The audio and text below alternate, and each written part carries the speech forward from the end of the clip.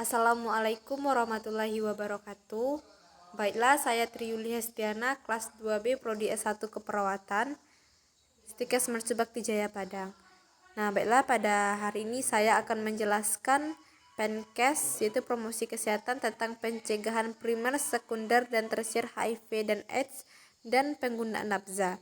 Yang pertama, pencegahan primer, sekunder, dan tersier HIV dan AIDS, yaitu dosen pengampu Ners Leni Sastra, Escape MS. Pertama, pencegahan primer, sekunder, dan tersier HIV dan AIDS. Pertama, cara penularan HIV dan AIDS. Yang pertama, lewat cairan darah. Yang kedua, lewat cairan sperma dan cairan vagina. Yang kedua, pencegahan primer dilakukan sebelum seorang terinfeksi HIV dan AIDS, yaitu dilakukan pada seorang yang sehat secara fisik dan mental. Pemeriksaan ini tidak bersifat terapeutik. Kemudian pencegahannya berupa yang pertama, peningkatan kesehatan, misalnya pendidikan kesehatan, yaitu reproduksi tentang HIV dan AIDS, standarisasi nutrisi, kemudian menghindari seks bebas, screening, dan sebagainya. Yang kedua, perlindungan khusus, yaitu misalnya imunisasi, kebersihan pribadi, dan pemakaian kondom.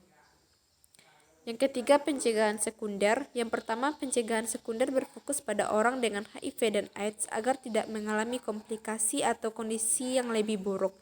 Yang kedua, pencegahan dilakukan melalui pembuatan diagnosa dan pemberian intervensi yang tepat sehingga dapat mengurangi keparahan kondisi dan memungkinkan ODA tetap bertahan selama penyakitnya.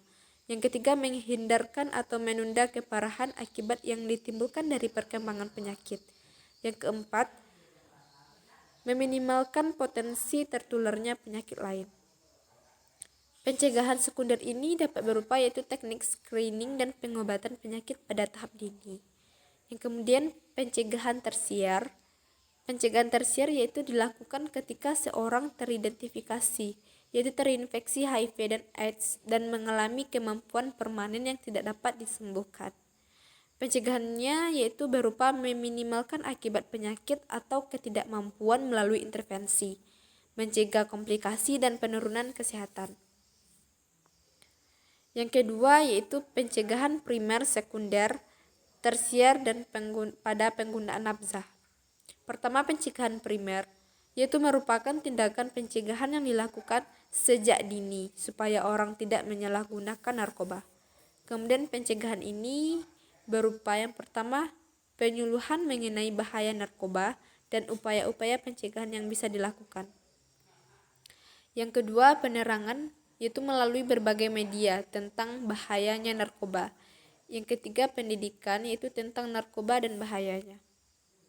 Kemudian pencegahan sekunder, untuk menginisiasikan penyalahgunaan narkoba yang baru saja menggunakan atau mencoba-coba. Yaitu pencegahan pada sekunder ini dapat berupa yang pertama, deteksi dini anak yang menyalahkan narkoba. Yang kedua, konseling. Yang ketiga, rujukan. Yang keempat, pembinaan olahraga dan kesenian. Yang kelima, bimbingan sosial melalui kunjungan rumah, penerangan, dan pendidikan. Yang keenam, pengembangan individu life skills antara lain tentang keterampilan berkomunikasi, keterampilan menolak tekanan orang lain, dan keterampilan mengambil keputusan dengan baik.